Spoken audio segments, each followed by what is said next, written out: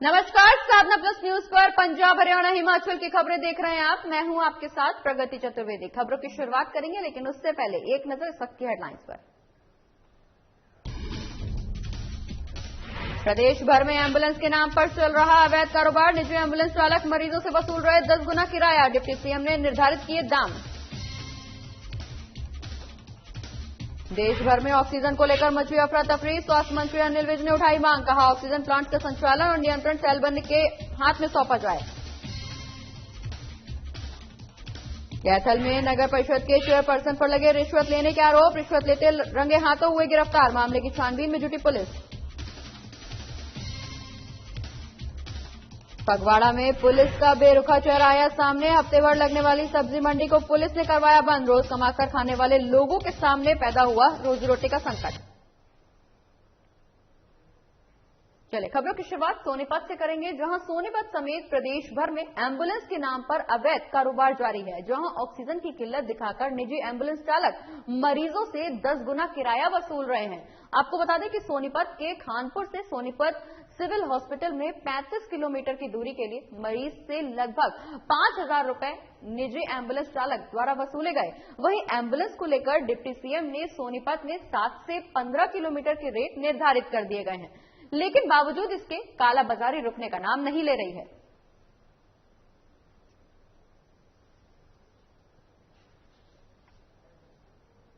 Ambulance का काम अपना हमारी इतनी बूंदी बयान माटी हो रही। हमने जो सिलेंडर 700 रुपए का था, जो सिलेंडर हमने 15-10 हजार रुपये मिल रहा है, हमने कितना को राग हाट नहीं पा रहा।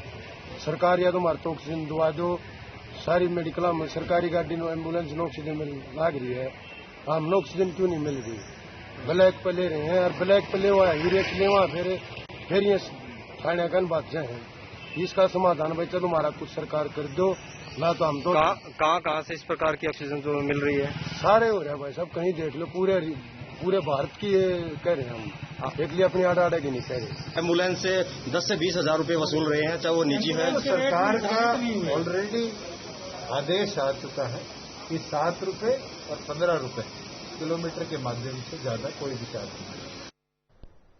देश भर में ऑक्सीजन के लिए मची अफरा तफरी के बीच हरियाणा के स्वास्थ्य मंत्री अनिल विज ने बड़ी मांग उठाई है। जी हां, ऑक्सीजन प्लांट्स के संचालन संबंधी समस्याओं के चलते अनिल विज ने अब ये मांग की है कि ऑक्सीजन प्लांट्स का संचालन और नियंत्रण सैन्य या अर्ध सैन्य बलों को सौंप देना चाहिए। आपको बता दें कि विज ने कहा कि इसकी सुरक्षा की दृष्टि और निरंतर संचालन की दृष्टि से ये कदम उठाया जाना चाहिए, क्योंकि अगर एक भी प्लांट रुक जाता है तो लोगों की सांसें रुक सकती हैं। विज ने बताया कि रोजाना प्लांट्स में दिक्कतें आ रही हैं, इसका निरंतर चलते रहना बेहद जरूरी है।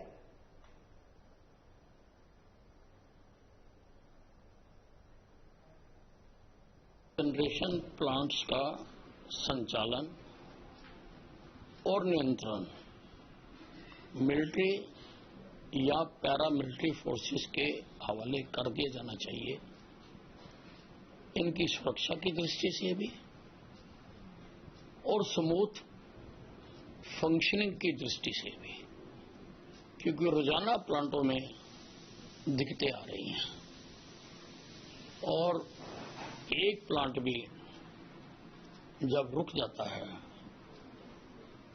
तो क्षेत्र के सारे लोगों की सांसें रुक जाती हैं। इनका लगातार चलते रहना और ऑक्सीजन सप्लाई करना बहुत आवश्यक है। सरकार ने प्रदेश में लॉकडाउन लगाया हुआ है, जिसे जिले के 70% युवा घर पर खाली बैठे हुए हैं। वहीं इस खालीपन को भरने और लॉकडाउन का सदुपयोग करने के लिए गांव गोकलगढ़ की बाबा सीताराम युवा शक्ति समिति के सदस्यों ने गांव के शमशान घाट को पार्क की तर्ज पर तैयार करने का फैसला लिया है। बता दें कि शमशान की साफ सफाई का काम भी शुरू कर दिया गया है। वहीं समिति के प्रधान जितेंद्र और सदस्य नितिन हवा सिंह, अमित, अनिल, अरुण, बिल्लू, अजय, प्रदीप और बिन्नी ने बताया कि शमशान भूमि को समतल करने का काम अब शुरू कर दिया गया है। वहीं भूमि समतल होने के बाद पानी के लिए पाइपलाइन दबाई जाएगी और ऑप्शन देने वाले पौधों को रोपित कर जीवन बचाने का संदेश दिया जाएगा। आपको बता दें कि समिति ने नीम, पीपल, बड़ जैसे ऑक्सीजन देने वाले पेड़ों को लगाकर जीवन का संदेश देने की तैयारी कर रही है।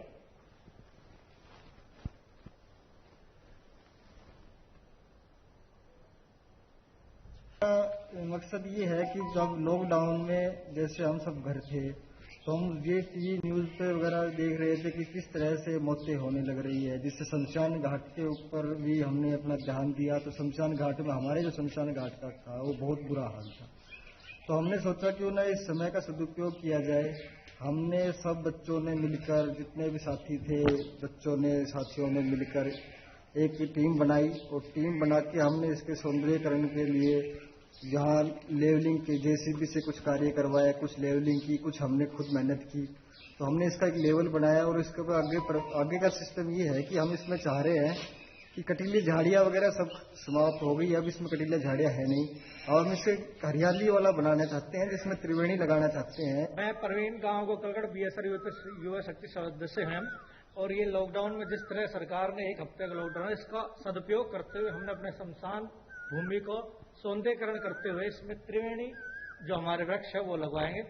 आज के टाइम में आप जो देख रहे हैं ऑक्सीजन की भारी मात्रा में हमारे देश में कमी है, जिसके कारण आए दिन कुछ न कुछ हमारे भारतीय दम तोड़ रहे हैं।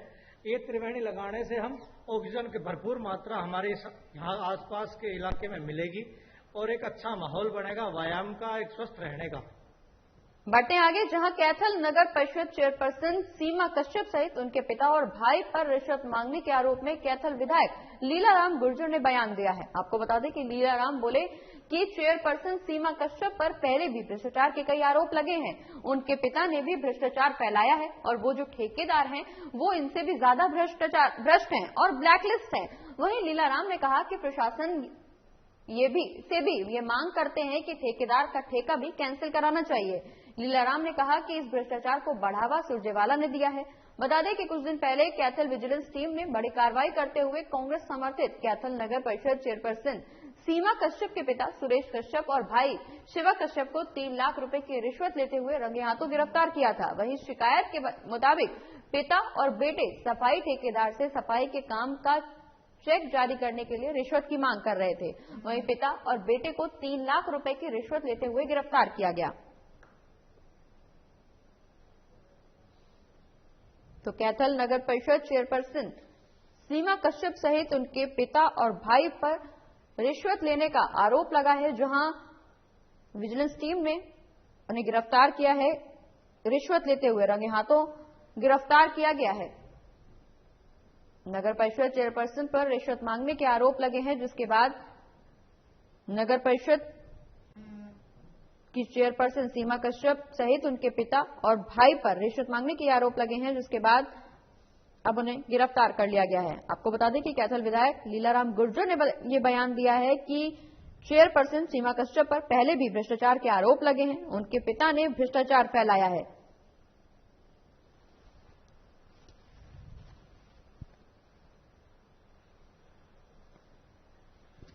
तो यही कहना है कि चेयरमैन पे पहले बहुत आरोप है और भ्रष्ट है, उसके पिता ने भ्रष्टाचार फैलाया है और जो ठेकेदार है वो उससे भी ज्यादा भ्रष्ट है और ब्लैक लिस्टेड है। मैं तो प्रशासन से ये भी मांग करूंगा कि उसका ठेका भी रद्द करना चाहिए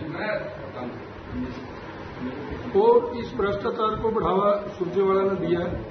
जो ठेकेदार है वो भी सुरजेवाला का राइट हैंड है, उसका कार्यकर्ता है, उसका वर्कर है और जो चेयरमैन है ये भी सुरजेवाला का है, कांग्रेसी है और कैथल में भ्रष्टाचार को बढ़ावा सुरजेवाला ने दिया है। लॉकडाउन के चलते प्रदेश में गृह मंत्री के आदेश पर पुलिस अब मुस्तैद दिखाई दे रही है। वहीं फरीदाबाद जिले में ट्रैफिक पुलिस से लेकर थाना चौकी तक की पुलिस भी लगातार सख्ती कर रही है और शहर के चप्पे चप्पे पर पुलिस वाहनों की जांच भी करती हुई नजर आ रही है कि कहीं कोई गैर जरूरी काम के बिना सड़कों पर तो नहीं उतरा। आपको बता दें कि पुलिस द्वारा लॉकडाउन के पालन को लेकर अवहेलना करने वालों के चालान भी लगातार काटे जा रहे हैं। वहीं लॉकडाउन के चलते जहां फरीदाबाद के बाजार पूरी तरह से सुनसान दिखाई दे रहे हैं, वहीं मेडिकल स्टोर को छोड़कर राशन की दुकानों को भी सुबह 6 बजे से 11 बजे तक खोलने की छूट दी गई है। वहीं शहर में पुलिस की गश्त लगातार दिन भर चलती रहती है, यहां तक कि शहर के मुख्य चौराहों पर ट्रैफिक पुलिस जांच भी कर रही है। वहीं शहर के अंदरूनी हिस्सों में थाना और चौकी की पुलिस बेवजह घूमने वालों को सबक भी सिखा रही है।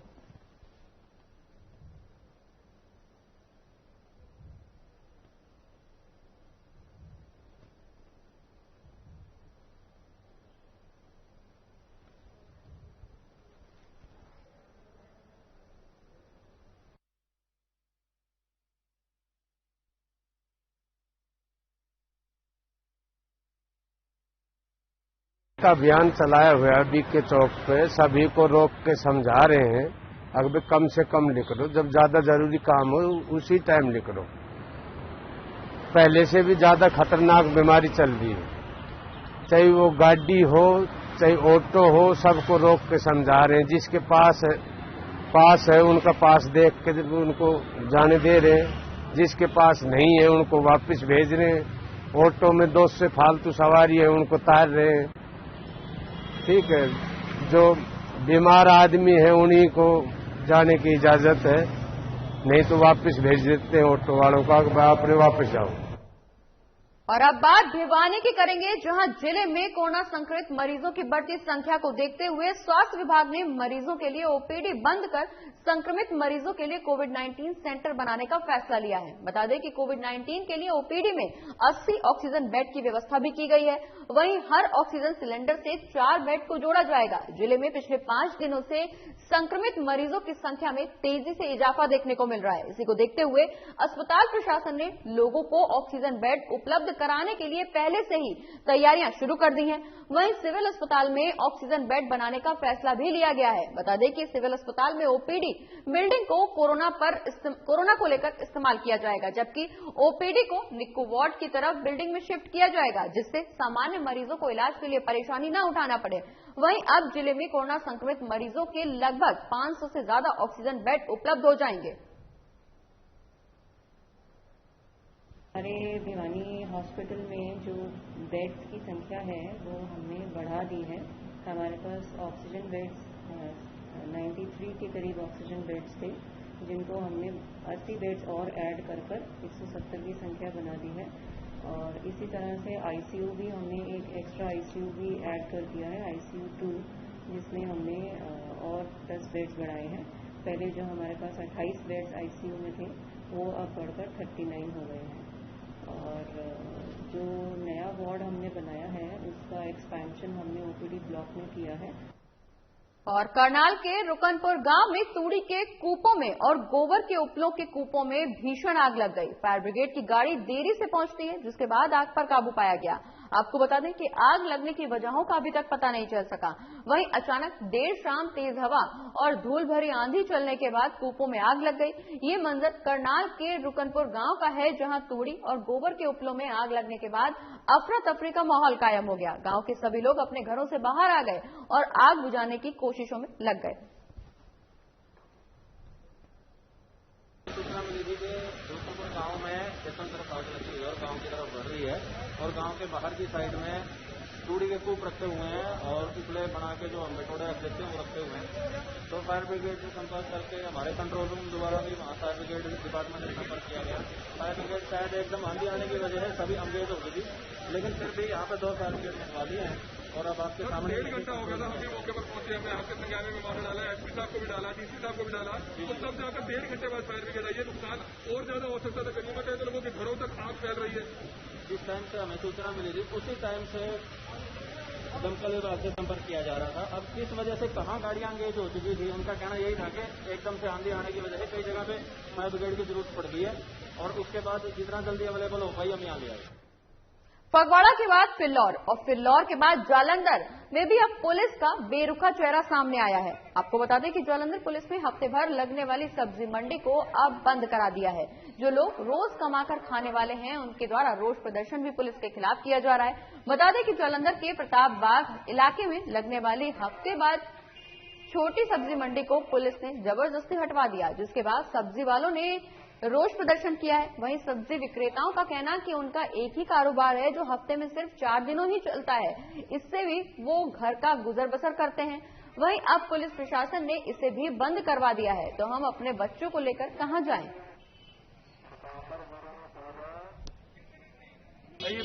रोज दे रोज कमान वाले हैं तो रोज दे रोज खान वाले हैं जी। ठीक है जी, देखो जी सारी मंडियां लग रही हैं, चाहे वो भैया मंडी है, चाहे मकसूदा मंडी है, चाहे मकसूदा मंडी के पीछे 700 750 फड़ा ने वो भी लग रही है जी। ठीक है जी, चाहे वो छोटी मंडी है, चाहे वो फोकल पॉइंट मंडी है, हर जगह की हर मंडी लग रही। चिकिट्टी रोड के उत्ते चल जाओ, पूरा रोड मंडी ना भरिया होया वो आज तक नहीं। साडी चिकिट्टी मंडी बंद कराती, बड़ो रोड अजे भी लगता। साडी मंडी नूं प्रशासन नूं प्रॉब्लम है, इत्थों ही कोरोना हैगा। साडे टेस्ट कराए जान, असीं तैयार हां सारी चीज़ां दी। असीं रोज दे रोज कमान वाले जी, ਸਾਡੇ ਘਰਾਂ 'ਚ ਦੇਖ ਲਓ, ਘਰਾਂ ਦੇ ਲੋਕੀ ਬਿਮਾਰ ਨੇ, ਅਸੀਂ ਦਵਾਈਆਂ ਕਿੱਥੋਂ ਲਿਆਈਏ, ਅਸੀਂ ਘਰ ਦੇ ਖਰਚੇ ਆਟੇ ਕਿੱਥੋਂ ਲਿਆਈਏ ਜੀ। ਰੋਜ਼ ਦੇ ਰੋਜ਼ ਸੌਦਾ ਲਿਆਈਦਾ, ਸਾਨੂੰ ਨਾ ਪ੍ਰਸ਼ਾਸਨ ਨੇ ਦੱਸਿਆ, ਨਾ ਕੋਈ ਕੁਛ। ਇੱਥੇ ਆ ਕੇ ਸਾਨੂੰ ਜ਼ਬਰਦਸਤੀ ਚੁਕਾਇਆ ਜਾ ਰਿਹਾ।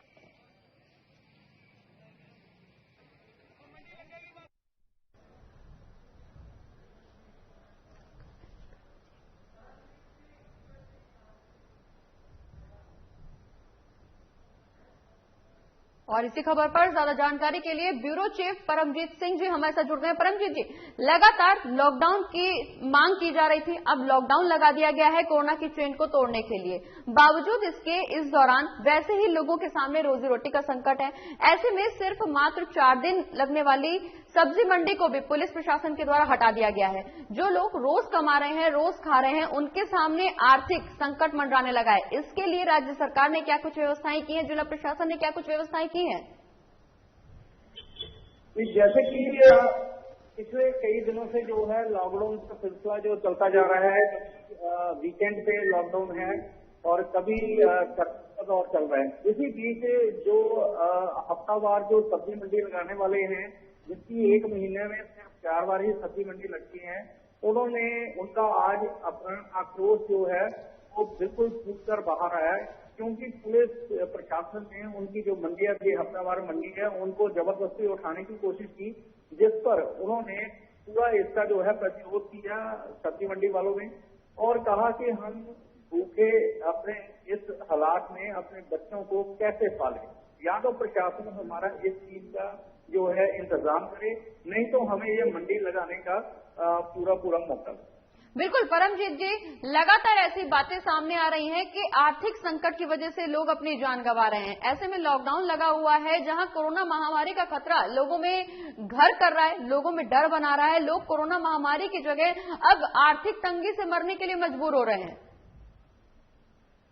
इसीलिए उन्होंने कहा कि इससे पहले जो लॉकडाउन से, जो पंजाब में लॉकडाउन लगा है, इससे पहले जो है जो चुनाव हुए हैं या बड़ी बड़ी दूसरे राज्यों में रैलियां हुई हैं, सबने उसका उदाहरण दिया कि जब इनका अपना काम होता है, जब इनका अपना कोई उसमें सत्य होता है, तो उस समय ये भारी से भारी भीड़ जो इकट्ठी करते हैं, तब कोरोना नहीं आता। बिल्कुल परमजीत जी, लेकिन इस दौरान बड़ा सवाल निकल करके ये भी सामने आ रहा है कि सरकार ने आदेश दिए हैं पुलिस प्रशासन को कि सीमित समय के अंदर जो फैला हुआ है, जो संक्रमण जो फैला हुआ है, लोगों को जागरूक करें। सीमित समय के लिए दुकानें लगाने का टाइम भी उन्होंने निर्धारित किया है कि और पुलिस प्रशासन को ये आदेश दिए गए हैं कि जो समय तय किया गया है उसके अनुरूप ही अनुपालन किया जाए, तब सभी गाइडलाइंस का अनुपालन किया जाए। लेकिन पुलिस प्रशासन को ये आदेश किसने दिए कि वो वहां पर जो मंडियां लगी हुई हैं उनको जबरदस्ती हटवाएं। लोगों के सामने वैसे ही रोजी रोटी की दिक्कत है, तय समय सीमा के अंदर लगाने की छूट दी गई है, बावजूद इसके पुलिस प्रशासन इस तरह की हरकत क्यों कर रहा है कि जबरदस्ती वहां से सब्जी मंडी के ठेलों को हटवा रहा है, मंडी में ठेलों को हटवा रहा है। लोगों के सामने कहीं ना कहीं रोजगार की समस्या खड़ी होती हुई दिखाई दे रही है। तो ये सही है, क्योंकि पिछले अभी 2 दिन पहले की बात है, जो फगवाड़े में घटना हुई है, यहाँ पे सिटी थाने के जो SHO हैं नवदीप, उन्होंने एक सब्जी वाले की टोकरी को लात मारी, पूरी दुकान को तहस नहस कर दिया, जिससे संज्ञान हुए DGP ने उनको सस्पेंड कर दिया। तो ऐसा जो इनका बर्ताव है वो पिछले कई दिनों से ऐसा चलता जा रहा है, जबकि ये समय है जो कोरोना से लोग प्रताड़ित हैं, उनका सहायता करने का, ना कि उनको। बिल्कुल परमजीत जी, लगातार कोरोना की वजह से लोग वैसे ही प्रताड़ित हैं, ऐसे में पुलिस द्वारा भी प्रताड़ित किया जा रहा है। इस पूरे मामले पर अब एक्शन क्या कुछ लिया जाएगा? इस पे जो इलाके के जो MLA हैं, चाहे वो कांग्रेस के ही हैं, लेकिन उन्होंने इस चीज का कोई ना कोई जो है हल निकालने की जो बात कही है प्रशासन से, और उम्मीद है कि कल तक कुछ ना कुछ इसमें हल जरूर निकले। चलिए, बहुत बहुत शुक्रिया परमजीत जी, ये तमाम जानकारी हमारे दर्शकों तक पहुंचाने के लिए।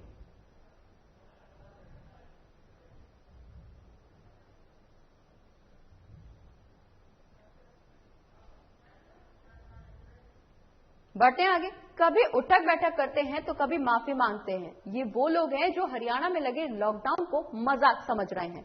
सरकार और प्रशासन की सख्त हिदायतों के बावजूद भी कुछ लोग नियमों की धज्जियां खुलेआम उड़ा रहे हैं। बता दें कि जिसके चलते अब अंबाला पुलिस ने ऐसे लोगों को मौके पर ही सजा देने की ठान ली है। अंबाला में पुलिस ने सख्ती बढ़ाते हुए सड़कों पर घूम रहे लोगों को बीच सड़क पर उठक बैठक करवाना शुरू कर दिया है और बेवजह घर से बाहर निकल रहे लोगों को चेतावनी भी दी जा रही है।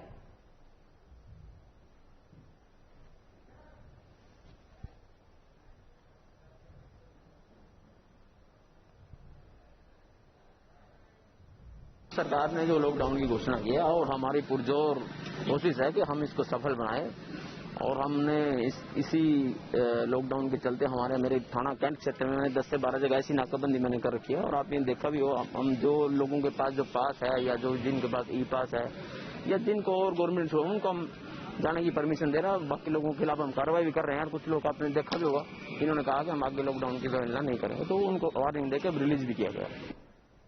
अमृतसर के जुबाल रोड पर एक ड्राई फ्रूट की पैकिंग फैक्ट्री में अचानक आग लग गई। कहा जा रहा है कि करोड़ों रुपए का सामान इस दौरान आग में जलकर खाक हो गया। वहीं पुलिस ने मामला दर्ज कर जांच शुरू कर दी है। आपको बता दें कि अमृतसर के जुबाल रोड पर एक ड्राई फ्रूट की पैकिंग फैक्ट्री में अचानक आग लगने से अफरा तफरी का माहौल कायम हो गया। वहीं मौके से पहुंची दमकल विभाग ने आग पर किसी तरह से काबू पाया। बता दें कि शॉर्ट सर्किट की वजह से यह आग लगी है। जिस समय आग लगी उस समय करोड़ों का माल अंदर पैक हो रहा था और अंदर लेबर भी मौजूद थे। किसी तरह से मुलाजिमों को फैक्ट्री से बाहर निकाला गया और आग पर काबू पाया गया।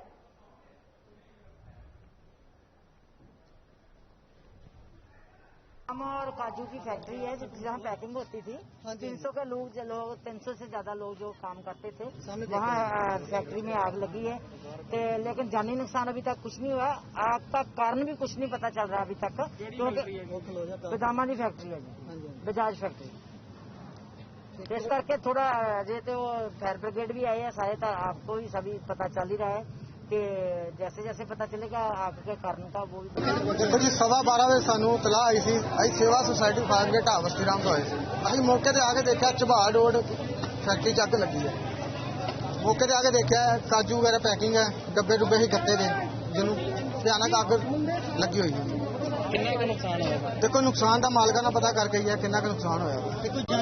जानी नुकसान कोई नहीं होया जी। बाकी अजे तक गड्डियां आ चुकी हैं। देखो जी 2 गड्डियां हावस्ती राम तो आई है।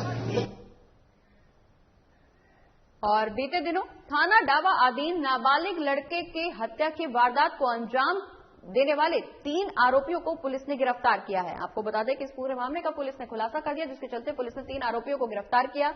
वहीं वारदात में इस्तेमाल हथियार और 4 मोबाइल फोन भी पुलिस ने बरामद किए। दौरान 3 व्यक्ति ਜਿਹੜੇ ਅਨਨੋਨ ਮੋਟਰਸਾਈਕਲ ਤੇ ਆ ਕੇ ਉਹਦੇ ਕੋਲੋਂ ਪੈਸੇ ਤੇ ਮੋਬਾਈਲ ਦੀ ਸਨੈਚ ਕਰਨੀ ਚਾਹੁੰਦੇ ਸੀ। ਉਸ ਸਨੈਚ ਦੌਰਾਨ ਉਹਨੇ ਜਦੋਂ ਲੜਕੇ ਨੇ ਅੱਗੇ ਉਹਨਾਂ ਨਾਲ ਥੋੜਾ ਜਿਹਾ ਮਤਲਬ ਸਕਫਲ ਕੀਤੀ ਤੇ ਉਹਦੇ ਵਿੱਚ ਉਹਨਾਂ ਨੇ ਉਸ ਲੜਕੇ ਦੇ ਪੇਟ ਦੇ ਵਿੱਚ ਛੁਰਾ ਮਾਰਤਾ। ਜਿਹੜਾ ਛੁਰਾ ਮਾਰਨ ਦੇ ਨਾਲ ਉਹ ਇੰਜਰਡ ਹੋ ਗਿਆ। ਉਹਨੂੰ ਇੱਥੋਂ ਰੈਫਰ ਰਜਿੰਦਰਾ ਹਸਪੀਟਲ ਪਟਿਆਲਾ ਕੀਤਾ ਗਿਆ। ਜੇਰੇ ਇਲਾਜ ਜਿਹੜਾ ਉਸ ਲੜਕੇ ਦੀ ਡੈਥ ਹੋ ਗਈ। कोरोना संक्रमण की दूसरी लहर लगातार लोगों पर कहर बरपा रही है। वहीं ऑक्सीजन की कमी के चलते लोग दम भी तोड़ रहे हैं। ऐसे में सड़कों पर ड्यूटी दे रहे पुलिसकर्मी कोरोना योद्धाओं के जज्बे को सैल्यूट कर रहे हैं। बता दें कि पुलिस प्रशासन ने 7 टीमें चौराहों और पुलिस थानों में पहुंची और उनका कोरोना योद्धाओं के जज्बे को सैल्यूट कर उन्हें फल, फ्रूट और जूस बढ़ाकर उनका हौसला बढ़ाया। हम डेरा सच्चा सौदा सिरसा के 7 संगत से हैं। रेवाड़ी जिला की 7 संगत है ये। और आज जो हम पुलिस वाले जो चौक पर खड़े हैं, पुलिस वाले भाई खड़े हैं, जो ये कठिन समस्या में, महामारी में, आपदा में जो हमारी सेवा कर रहे हैं, जनता की सेवा कर रहे हैं, तो जो हमारे गुरु जी हैं। बढ़ते आगे, जहां लॉकडाउन के 5वें दिन जिले में कई प्रकार की दुकानों को खोलने और बंद करने के समय में बदलाव करते समय निर्धारित किया गया। आपको बता दें कि इस दौरान उपायुक्त ने सब्जी और फलों की दुकानें, रेहड़ी, ग्रोसरी शॉप जैसे तमाम दुकानों का समय निर्धारित किया। हिदायत है जिसमें कि एसेंशियल कमोडिटीज और जो है मेडिकल सुविधाएं, लोगों को जो जरूरत की चीजें हैं, उन सब के लिए जो दुकानें हैं वो सारी खुली हुई है। और इनका टाइम हमने लोगों की ज्यादा आवाजाही को देखते हुए सुबह 9 से लेकर 2 बजे तक कर दिया है। और उसके बाद जो है शाम को 6 से। और मोहाली के दुकानदारों को सोमवार को मिल सकती है खुशखबरी। जी हां, हफ्ते में 6 दिन दुकानों को खोलने के आदेश आ सकते हैं। आपको बता दें कि पंजाब सरकार ने मिनी लॉकडाउन लगाया था, जिसके चलते दुकानें बंद थी। अब दुकानदारों के लिए नई खबर सामने आ सकती है। जयदार सिंह, चेयरमैन व्यापार मंडल जीत पर मैं खुशखबरी देना चाह रहा कि कल साडी 2 मीटिंगां होईयां। एक तो पहले एसडीएम साहब दे नाल होई सी ते रात नूं 7:30 वजे तकरीबन डीएसपी साहब दे नाल होई सी ते 2 मीटिंगां तो बाद जिहड़ा सानूं प्रशासन ने भरोसा दिवाया सी कि जी आपां कल अज डीसी साहब नाल। सरकार की ओर से कोरोना महामारी के दौरान जो दुकानें बंद करने को कहा गया था उनको खुलवाने के लिए फगवाड़ा के सभी दुकानदार एसोसिएशन की बैठक हुई, जहां फगवाड़ा के विधायक बलविंदर सिंह ने की मौजूदगी में डीसीपी के और डीएसपी की मौजूदगी में बैठक हुई, जिसमें उन्होंने दुकानों को खोलने का समय तय करने के लिए निर्देश दिए।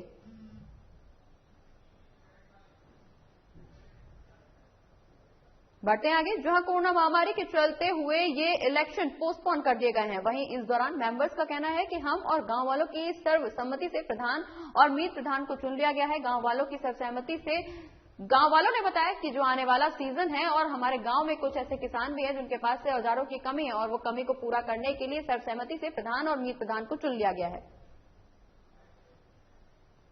मैं जगरूप सिंह बोलता जी, पिंड मीनिया ते मौजूदा सोसाइटी का मैंबर है ते सारे मैंबर सारे खड़े। अज प्रधान की चोण होनी सी, अपोजिशन पार्टी नहीं आई साडी ते असीं सारे मसला ही साडी सोसाइटी की चोण मैंबरां दी हो चुकी है 11 मैंबरां दी। उन्हां दे विचों अज सानूं झंडा कढिया गया सीगा जो कि 7 तरीक का 5वें महीने का, ते असीं आपदे बहुमत नाल 7 मैंबर लैके असीं सोसाइटी दे विच खड़े हां, जो कि 9:30 बजे तो असीं खड़े हां, वेट कर रहे हैं नाथ।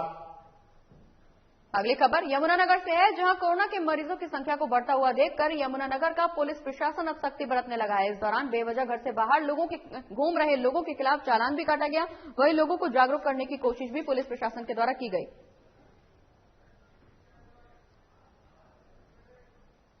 कोरोना के इस काल में हर रोज दवाओं और ऑक्सीजन की कालाबाजारी की खबरें सामने आ रही हैं और पुलिस ने बहुत से लोगों को इस दौरान गिरफ्तार भी किया है। ऐसे में कालाबाजारी करने वाले मानवता के लिए दुश्मन बने हुए हैं। और जिला उपायुक्त कैप्टन मनोज कुमार ने शुक्रवार को महम कस्बे का दौरा किया, जिस दौरान लॉकडाउन में शहर में कितना असर है उसका निरीक्षण किया गया। आपको बता दें कि इस दौरान बेवजह बाहर घूम रहे लोगों के चालान भी काटे गए, लोगों को सख्त हिदायत भी दी गई। और अमृतसर पिंगलवाड़ा की भाई प्यारा सिंह वार्ड में एक कोरोना वार्ड का उद्घाटन किया गया। डॉक्टर इंद्रजीत कौर ने मीडिया को संबोधित करते हुए बताया कि कोरोना की हालत काफी गंभीर है, जिससे सभी को बचने की जरूरत है।